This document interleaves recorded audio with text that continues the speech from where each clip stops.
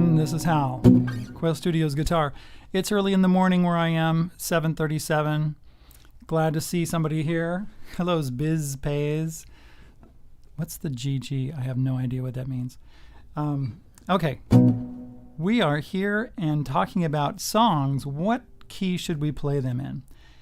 One of my students this week started to tell me that he wanted to do Baby Blue by Badfinger. And honestly, I hadn't heard Baby Blue for a long time, so I looked it up and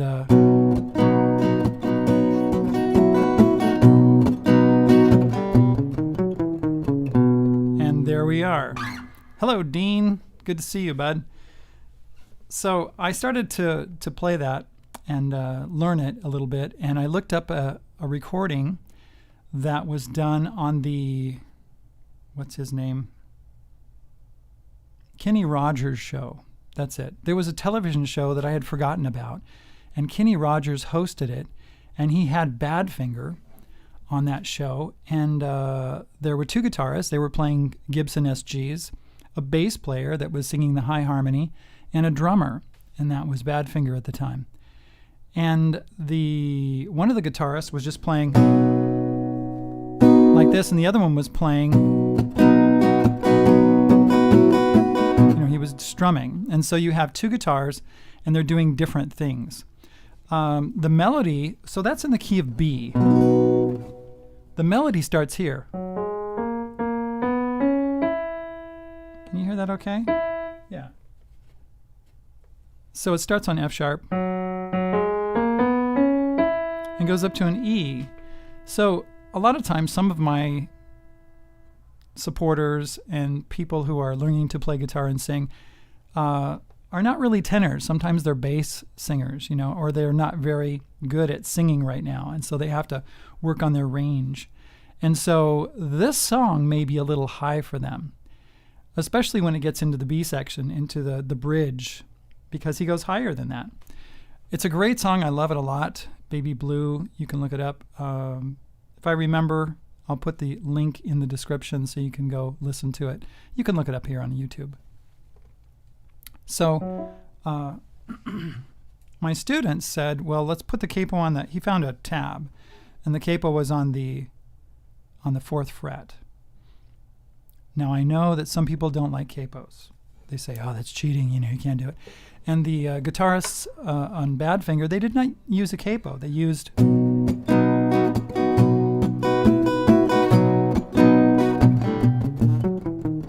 then he went up here.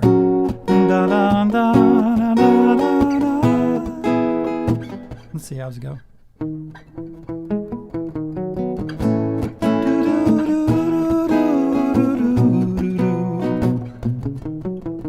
So he played it that way. And it sounds great that way. It really does. But for those of you who are not really good at bar chords, you can use a capo. Of course, in the UK, they call it a capo. And let's see, if you put it on the 4th fret, now this will be playing in the same key. Let's see if I can get it just right. I'm going to do a really quick tuning on this.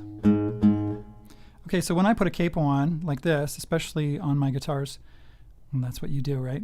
I pull the string. You see what I'm doing here? I'm grabbing the string. I'm pulling it. To pull that string, see, the capo goes on and the string goes like this. So what you do is you pull it like this, and you get that string to tighten up here and in this section right here. And then you check it. Look at that. It's perfectly in tune. Good, good, good, good. Oh, that was a little bit high. So I just pulled it again. Do you see what I did? And that's a little high. I'm going to pull it. And we're good. So I just checked it with my tuner. Somebody's going to ask me, what kind of tuner is that? That's a TC Electronic Polytune clip. I've had it for like 6 years or something like that. Really good. I do not get anything from TC Electronic to tell you this. I just really like it. There's also one called the Unitune. The Unitune is really good. It's like half as expensive as the Polytune. If I were going to get another tuner today, I'd get a unit tune. Okay, so when you play this, instead of going like this with the bar chord, you would play it with the G chord. Now listen to this. Can you hear any difference? It's virtually the same chord, so it'll get the same sound. And when it goes up to the higher note, the chord up here, which is I think it's a D flat. Oops. No. It's an F sharp chord. Excuse me.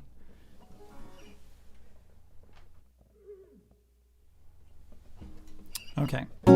It's an F sharp chord. It looks like it's like an A bar chord. So with the capo on, it actually turns into a D. So these notes right here and these notes right here, they're the same notes exactly. See that? So whether you play it this way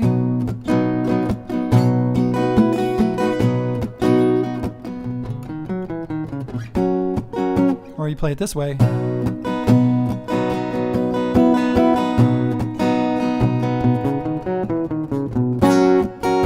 sounds the same.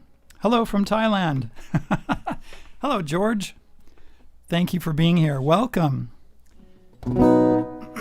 So I'm saying we could use a capo with the open position tuning. We get the same sound. Let's see here. The next part goes, let's see. And that's going to be exactly the same because when you do it with the bar chord, it's the same notes. And then we go to an F chord. Let's see, that's not an F chord. Well, it looks like an F with a capo on, but it's really an A chord. Let's see, what's the chord here?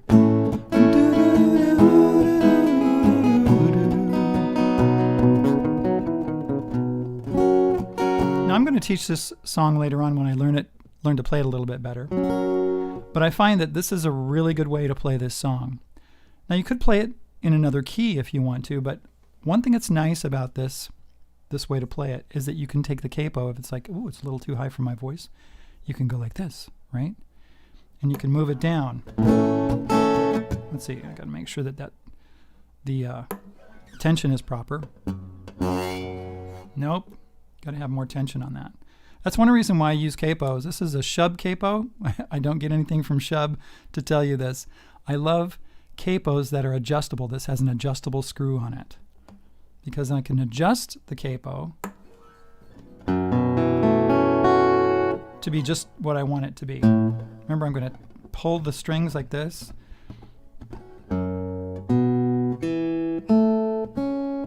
There we go. In tune.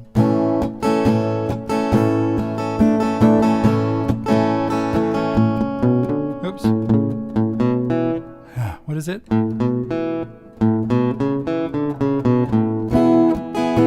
Permandi. Hello from Indonesia. Good afternoon. Actually, let's see. It's evening for you, isn't it? In Indonesia. Welcome. Thanks for being here. Now I've got the same song. I'm playing those same chords like I did on the 4th fret. Now let's take the capo off. It's still too high for your voice. Of course, you can put it anywhere you want, right? I'm going to check my tuning one more time.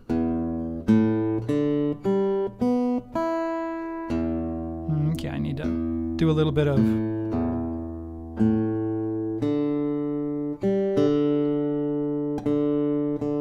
adjustment here. While I'm doing this, I want to let you know that I'm going to have a hangout with my supporters in just a few minutes after this live stream. 5 minutes after the live stream, we go on something called Rock Out Loud, and we do a hangout with supporters that want to join me over there. If you want to know more about that, email me at lessonswithhal@gmail.com or support me at Patreon or Subscribestar, and you will get the link every time we do this.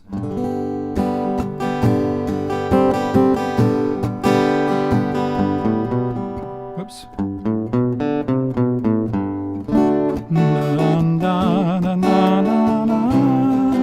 see what key it's in.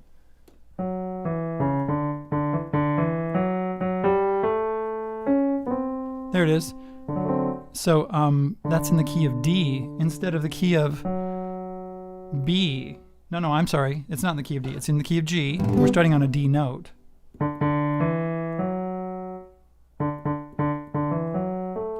Whatever it is.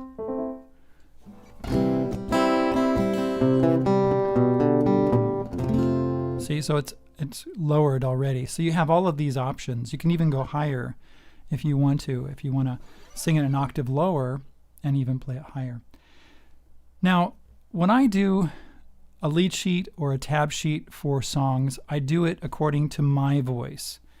And that means that I'm usually setting up for either in the original key or I'm setting it up for me in a different key. Now, sometimes in my book, let me show you my book really quick, okay? Because some of you don't really know about it, but I've got 70 songs in it already.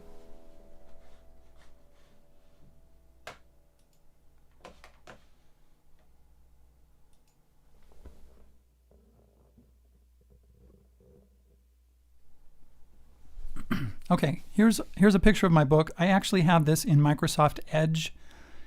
I don't use Microsoft Edge as a browser very often, but I like Microsoft Edge because I can navigate this book really well. Now, you can do it in any program that you want to, but this is a PDF of my book. Now, right here, what I like about Microsoft Edge is that I can get the table of contents over here, and I can click on any of these. So you see the author's note, commentary on the book, updates. So here, I'm going to click on American Pie, Don McLean. Let's see, let me go to page 8 for just a second. Change my mind. Page 7, this is the table of contents. In this book, you can actually see what we've got in the book. Everything is alphabetized. And what's nice is that you can point to, here, let me put my guitar down really quick here.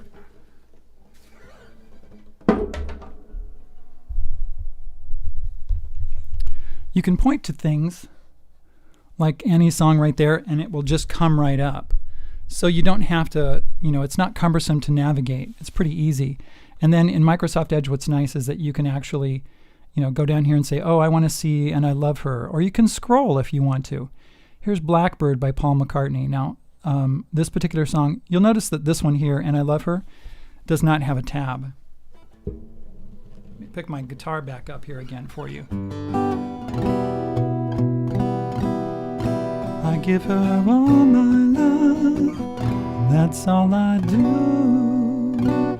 So what I do is I just play the chords, right? And I know the song and I sing it. Right here, Blackbird, I've got the tab. Okay, and so it's got everything written out in standard notation, and it's got the voice and everything like that. Let's go to a different one. Bohemian Rhapsody, I've got a tab on part of that. Let's see, Can't Help Falling in Love, Elvis Presley. I've got a tab for that. I've also got a tab with the voice right there. So I've got several things. Here's just the accompaniment with tabbed melody. Okay, so I've got several things there. There's Come Together by Lennon and McCartney. Here's the guitar part that I do. There's my tuning right there, D, A, E, G, B, E. This is the tuning that I used for that. I've got a video on this, by the way. And then you've got your chords right here. And then you've got the lead sheet right here, and it shows you the chords. So there's how you play them. And then the lead sheet tells you where to play them. Creep by Radiohead. Okay, let's go down. I've got tons of songs. Dust in the Wind by Kansas. There's the intro tab. There's the lead sheet. Father and Son by Cat Stevens. I mean, you just go down and you can see here's Hotel California by the Eagles. I've got tab. This is a handwritten tab for Don Felder's first lead. I've got a video on that. House of the Rising Sun, The Animals, How Sweet It Is, James Taylor, How Sweet It Is to Be Loved. Here's a handwritten tab for the intro. So you can go down, so 70 songs. Now, down in the bottom, I've got handouts here, and let's see, let's open that up. I've got guitar tab. Oh, there's my guitar tab. You know, I've got this on the wrong page. Oh, no, it's on the bottom. Guitar tab is here. Bass tab is there. Staff paper, blank guitar fretboards, etc., etc. Down here I've got music theory. I've got a section with music theory. I start with vamping, what vamping is. Here's vamping. It's when someone is talking, or the band is just in a, what do you call it? A holding pattern. They could be doing a chord progression, kind of like this. I know you can't see me right now, but I just wanted to put that. I've got major scales written out, all the major scales, sharp keys, I got flat keys. Anyway, all the kinds of things you might need. And I just had a thought this morning that I wanted to actually write out how to do what we're talking about today. What do you do when you want to change keys? You know, do you just change the key? Like instead of going, you just go to another key. Or do you go to the key of A?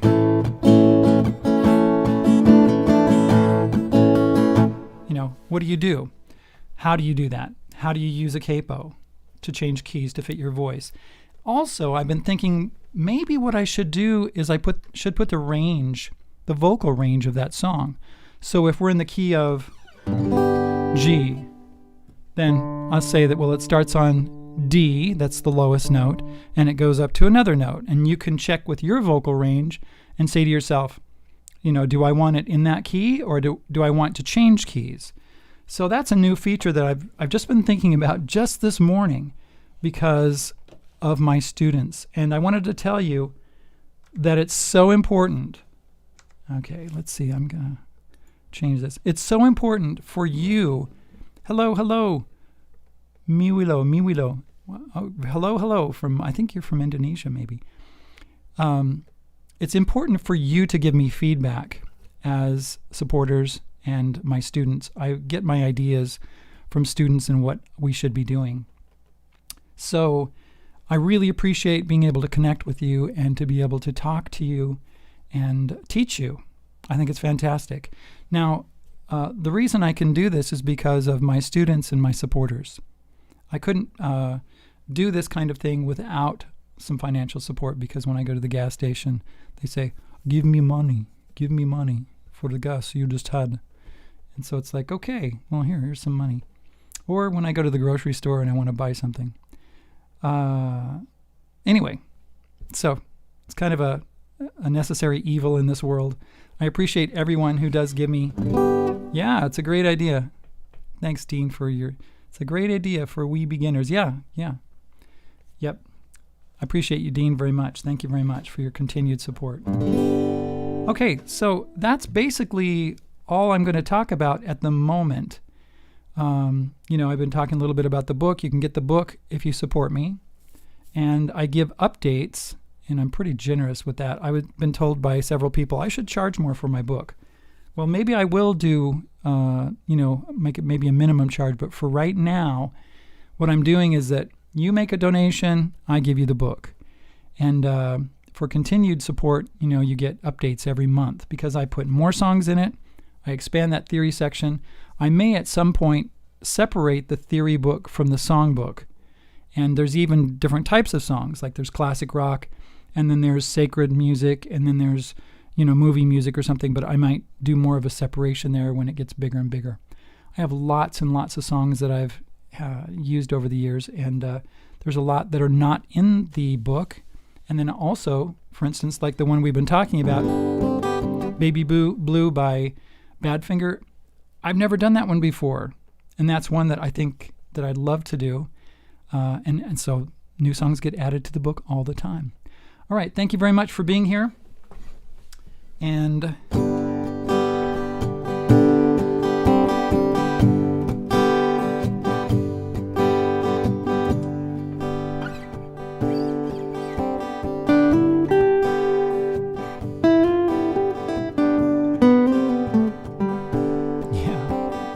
I'm gonna go. We'll talk to you later. Hello, Ronald. It's good to see you. Good morning. Okay, we'll talk to you later. Thanks for being here. See ya.